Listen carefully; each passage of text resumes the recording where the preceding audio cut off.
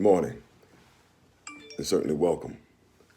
We thank God this morning for the opportunity to come and worship, and certainly we are grateful to God for this opportunity to be together. We are here, and we are grateful to be here. Thank God for this pleasurable opportunity that God has given us to be together. And we're grateful to Him for this day and for all of you who have joined with us. I want to say hello to, I'm going to start saying hello to my first five folks. Hello, Sister Gayleen, and hello, little one. Sister Taisha, hello. Let me say hello. As I'm saying hello to you all, I'm certainly glad that you all are here with us on this morning. Hello, Lady Turner. I'm saying hello to all my,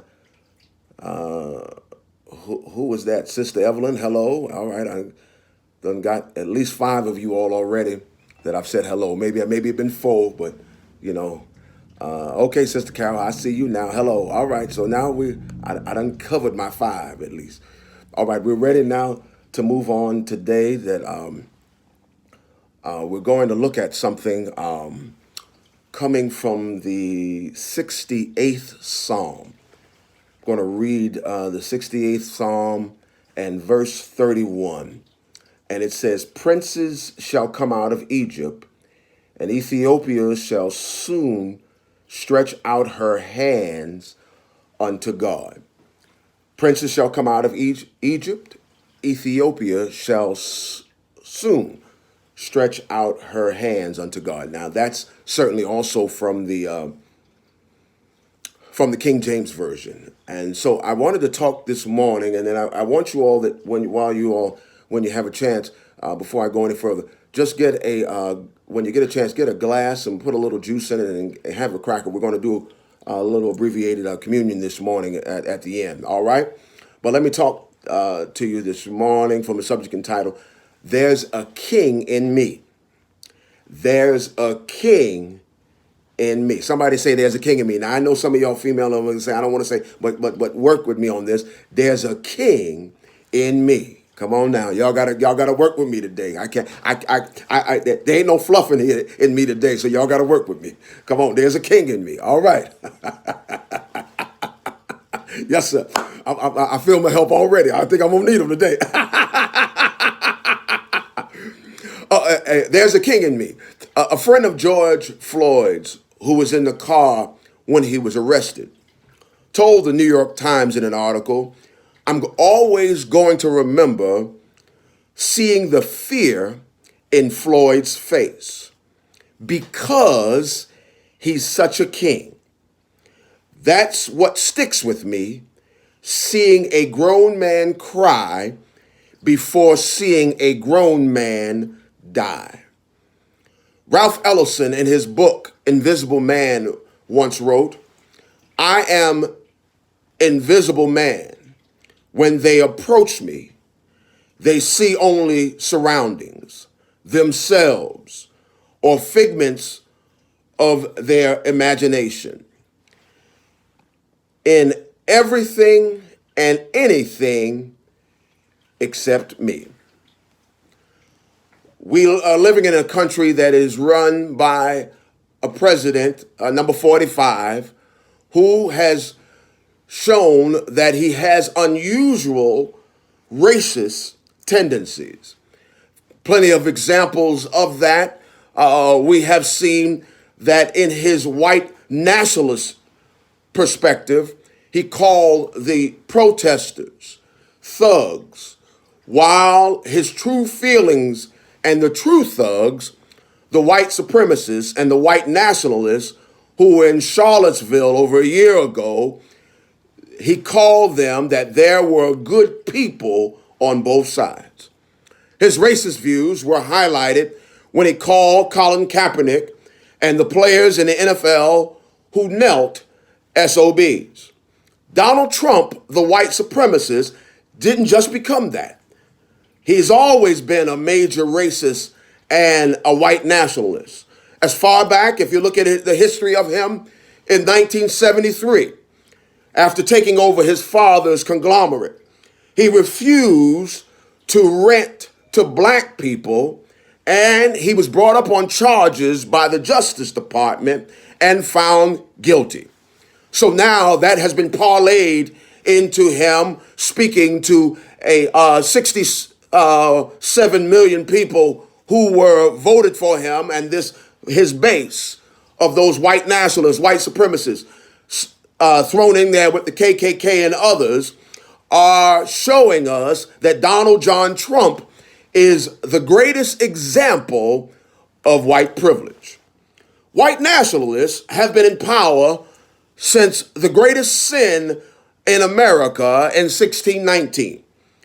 It was built upon the stealing of land from the Native Americans, to the forced labor in slavery, where Africans worked the land to build the economy, and then the murdering of blacks started with lynching of thousands of Africans during slavery, with the slave patrols, Reconstruction, then to Jim Crow, and certainly to the Civil Rights era, and now to the modern era. Blacks and African Americans especially have been killed by law enforcement and white supremacists, the KKK, the White Citizens Council, and many others.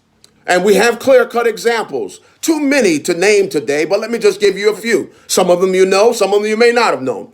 Started with the murder of Emmett Till, who was murdered by white men because he supposedly whistled at a white woman. To Omar Scott, 2009 in California. Then Trayvon Martin, many of us know that story, in Florida in 2014.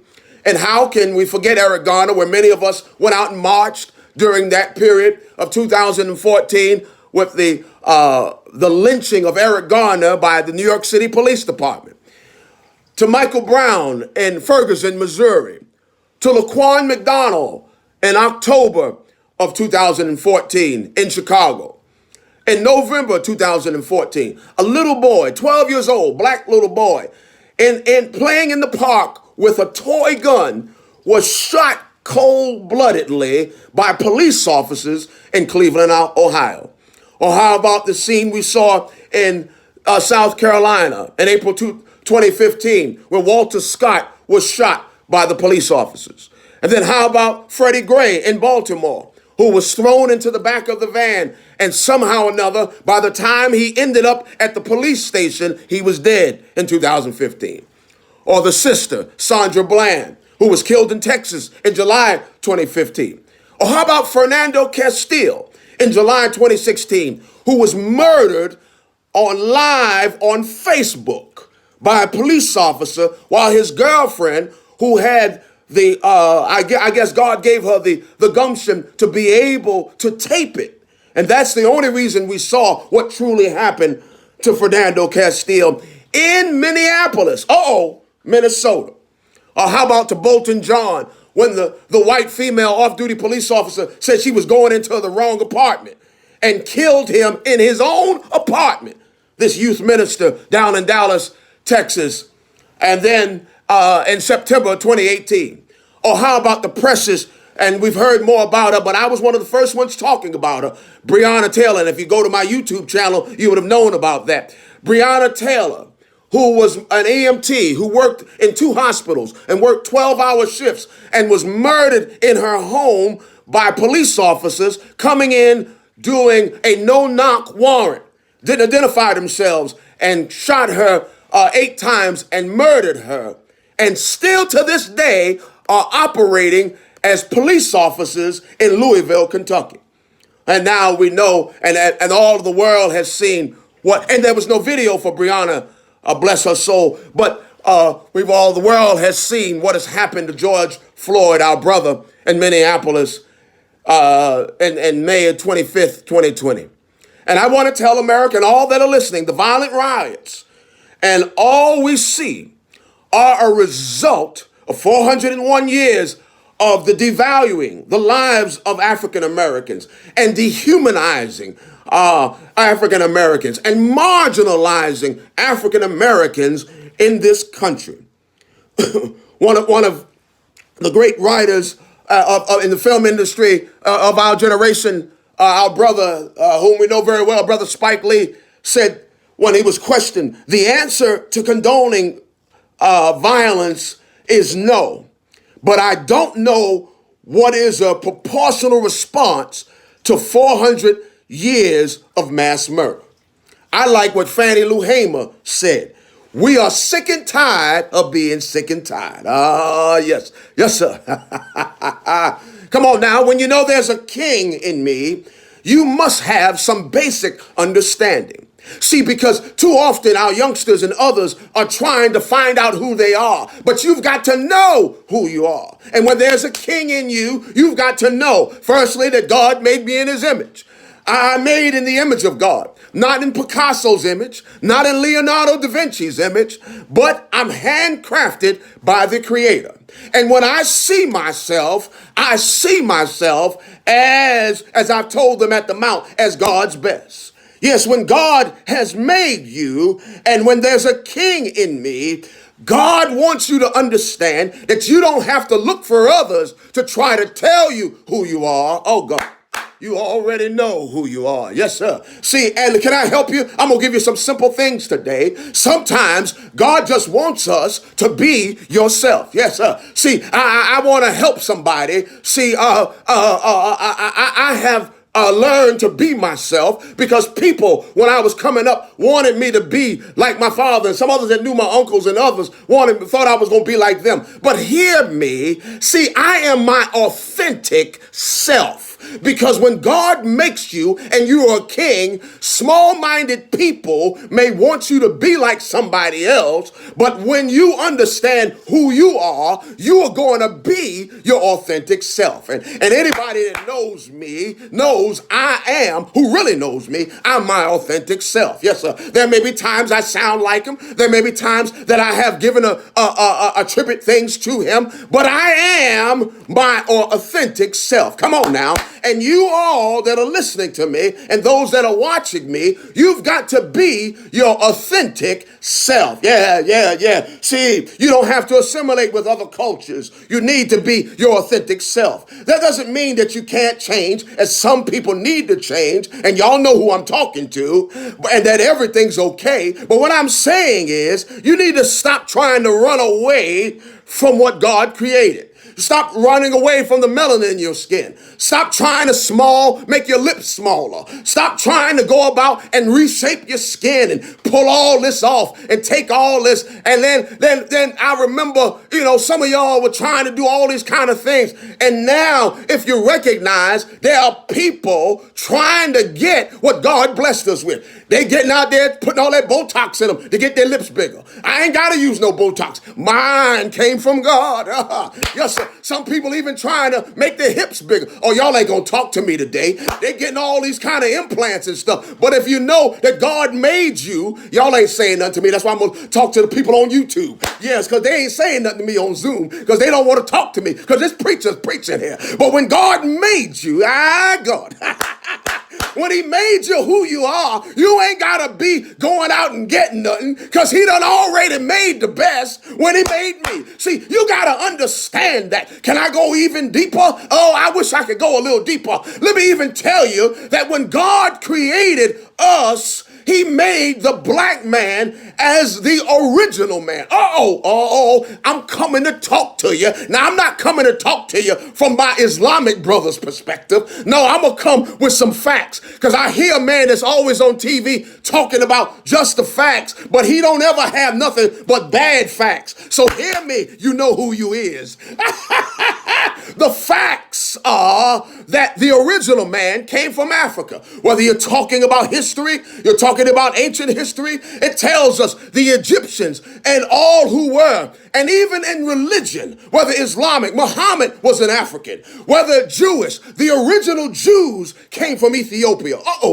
And Christianity, I'm going to mess up my southern folks now. Jesus was from the lineage of David, and he came from out of Africa.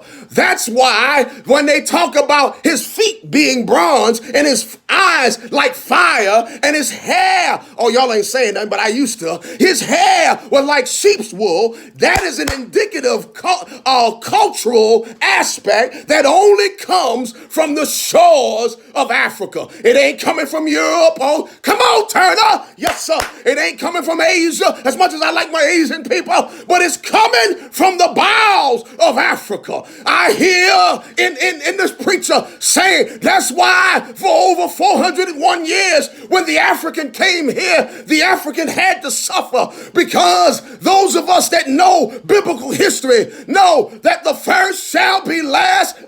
Come on, help. And the last shall be first. So you can keep me last here. Come on, Turner, preach, boy.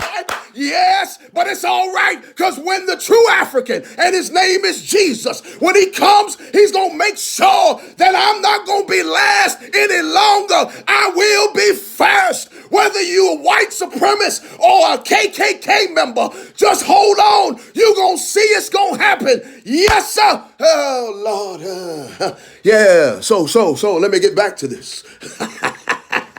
Yeah, I came prepared today. Come on, doctor. Yes, sir. So since history and religion, it actually supports the history of the original man, came from Africa. And I'm good with that.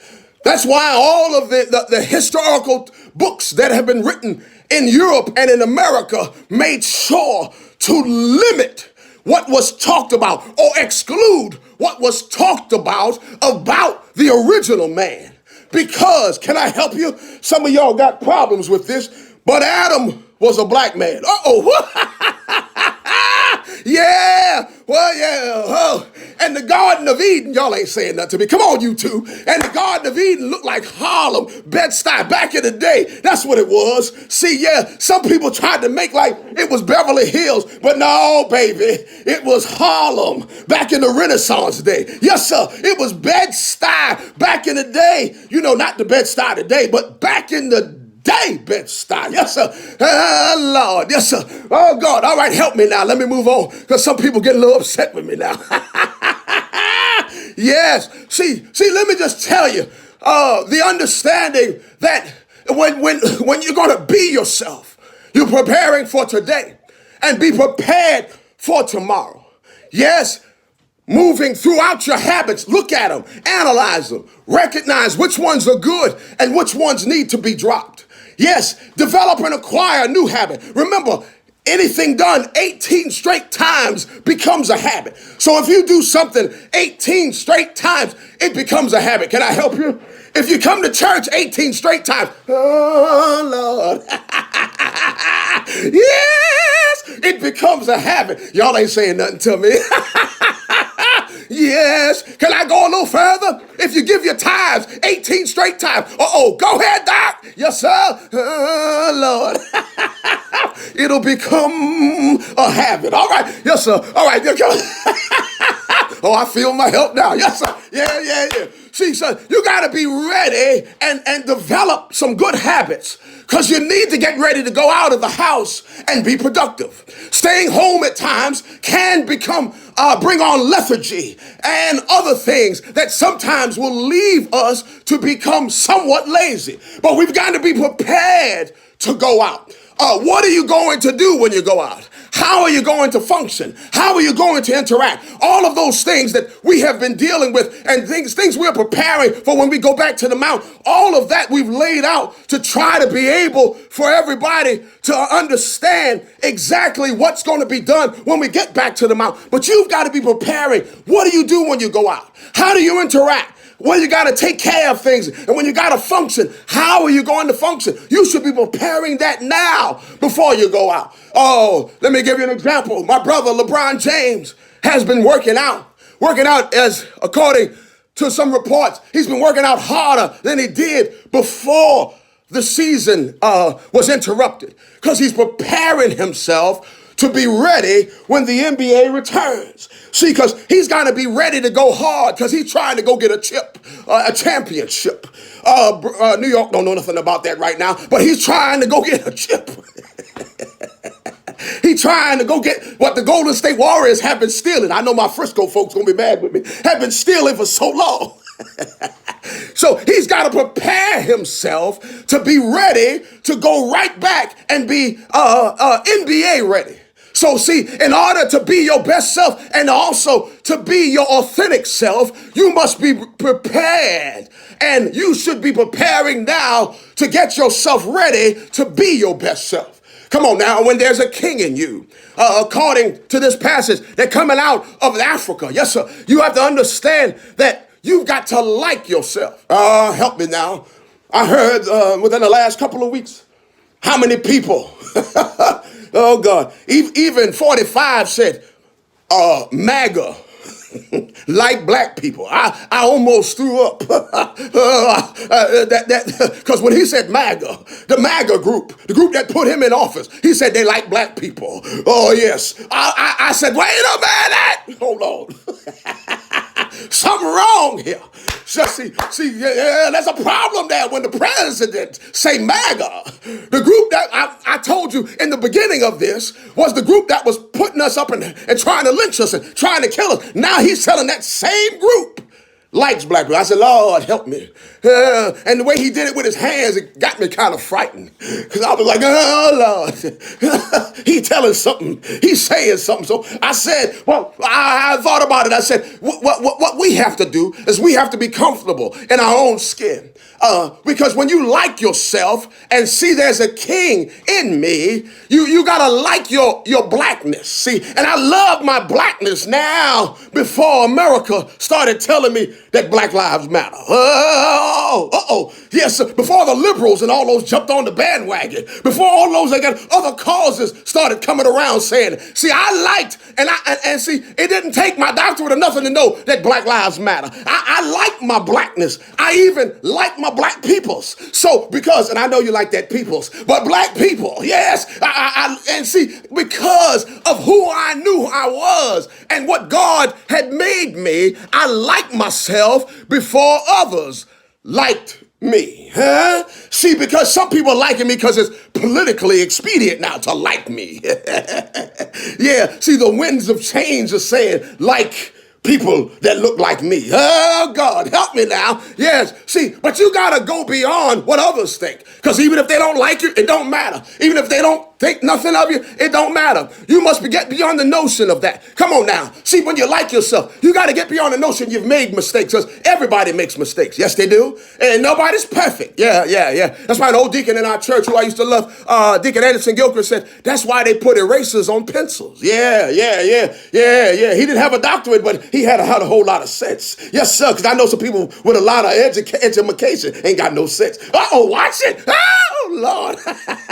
And he said, that's why, because people make mistakes. So everybody can make a mistake. That's right. Can I help you? Some of y'all don't know what I'm talking about. All right, let me turn to YouTube now because this folk is really going to go off on me now. That one that was your sweetheart. Oh, sucker. He wasn't the knight in shining armor you thought he was. And then afterwards, you still had the child. But I'm telling you, don't get mad at me. Like yourself and move on. Come on now. Oh, you don't like that one? Watch this one. Yep. You've been locked up now in quarantine. And then you came across some pictures from 15 years ago when you was a knockout. Now you just a little more out. Woo! It's all right. You got to like yourself. Woo! Yes, sir. Oh, yeah. They ain't with me now. And you got to move on.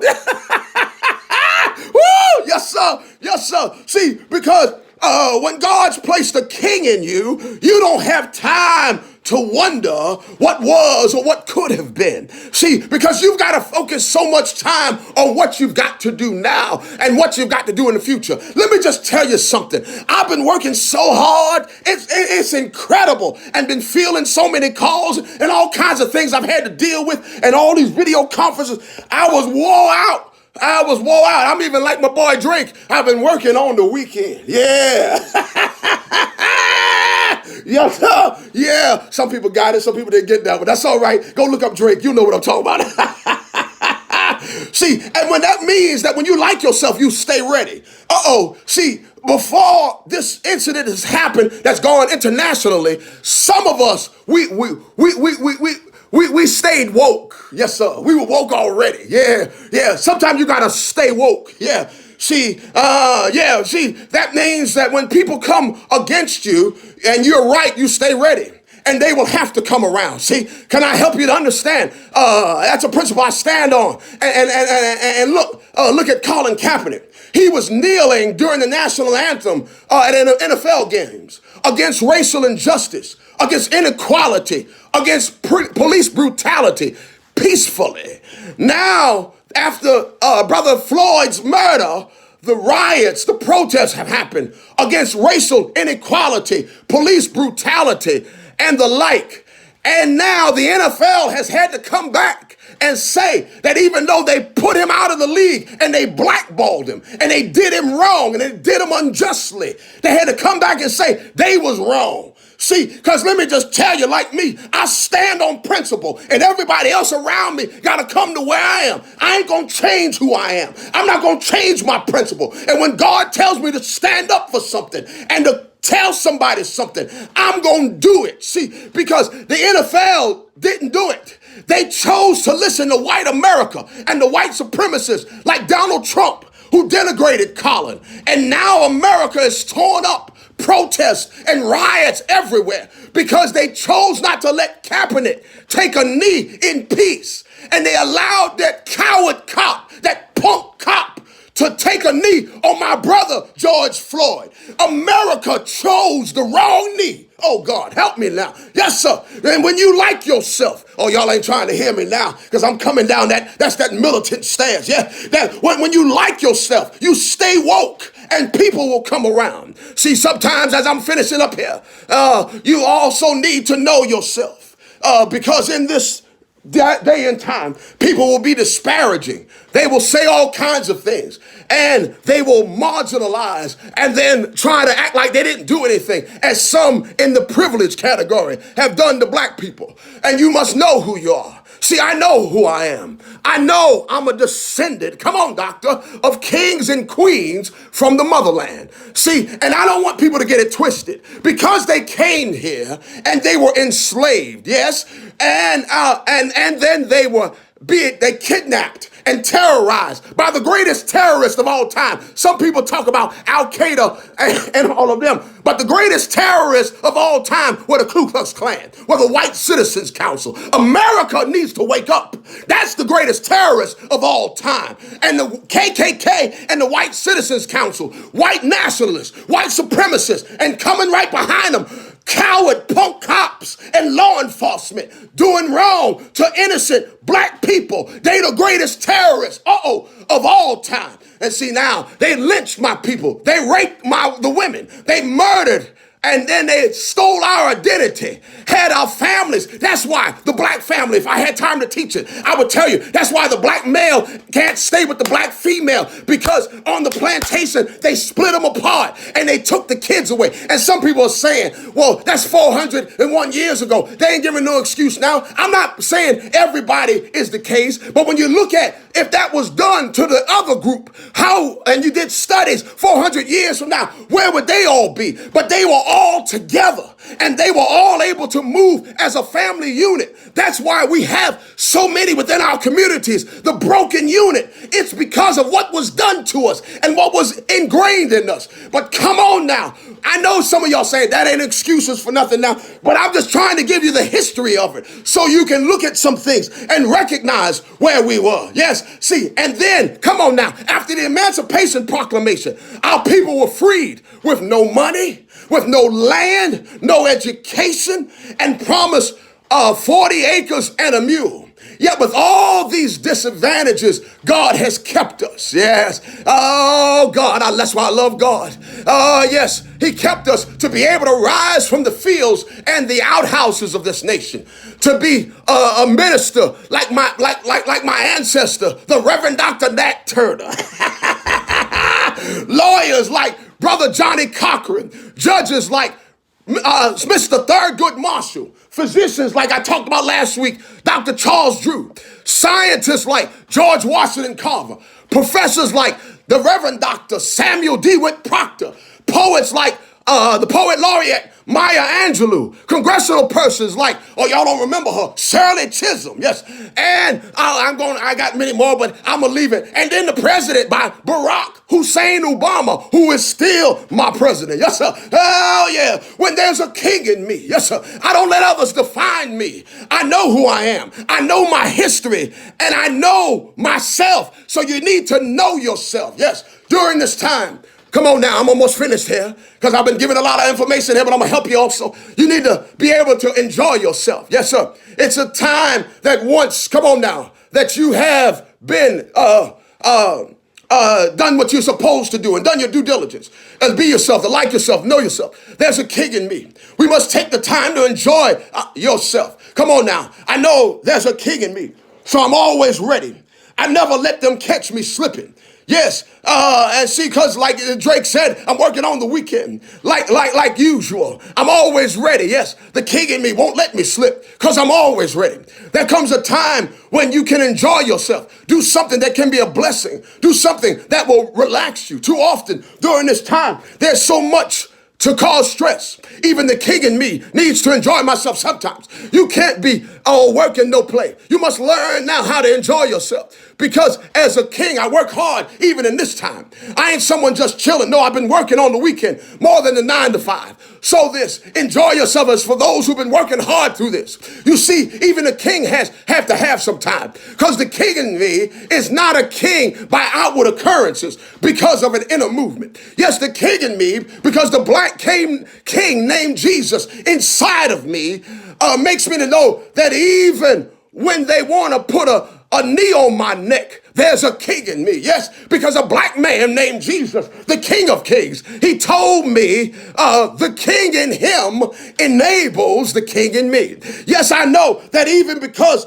my ancestors have been disenfranchised, dehumanized, and dealt with in a way like no one else other than the Native American in this land. In spite of all that, there's a king in me. Yes, there's a king in me. So I shall ascend higher than my haters expect. Yes, there's a king in me, and the oppressor will be used by God to bless me. Yes, there's a king in me. I will be one of the righteous who will be put in place in another high position to help the oppressed. Yes, there's a king in me. The author is about to be released. Yes, sir. There's a king in me. Yes, I haven't received my jet yet. I talked about that several years ago at the Mount. But somebody right now is fueling up my jet. Yes, sir. But my jet's coming because there's a king in me. Yes, sir. I want to help somebody. I know you can't feel this all the time, but somebody that needs a new apartment or a new house says, I will receive my new house. Yes, because there's a king in me. Yes, sir.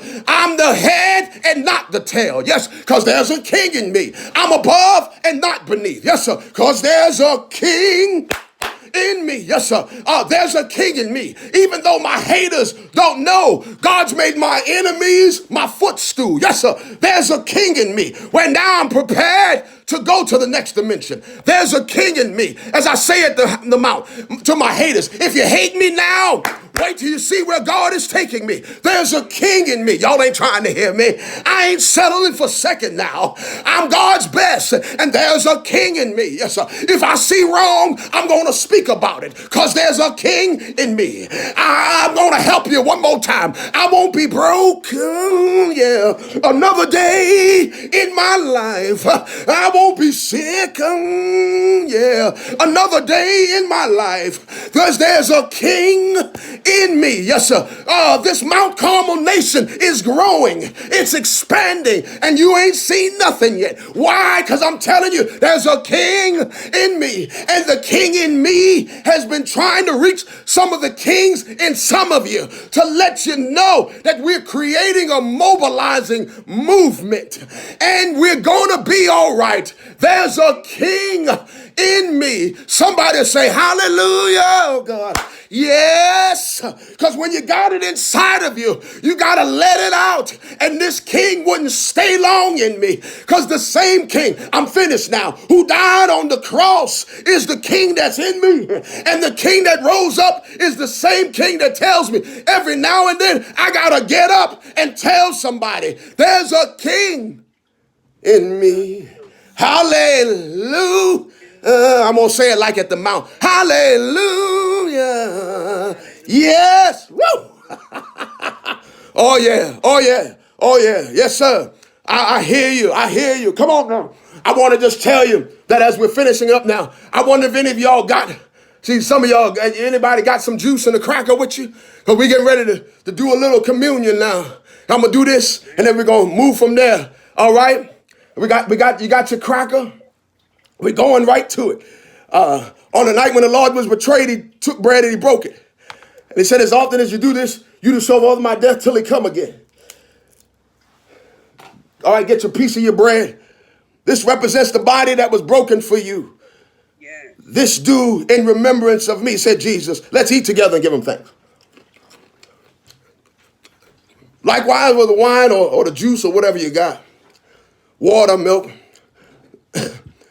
This represents the blood that was shed on Calvary.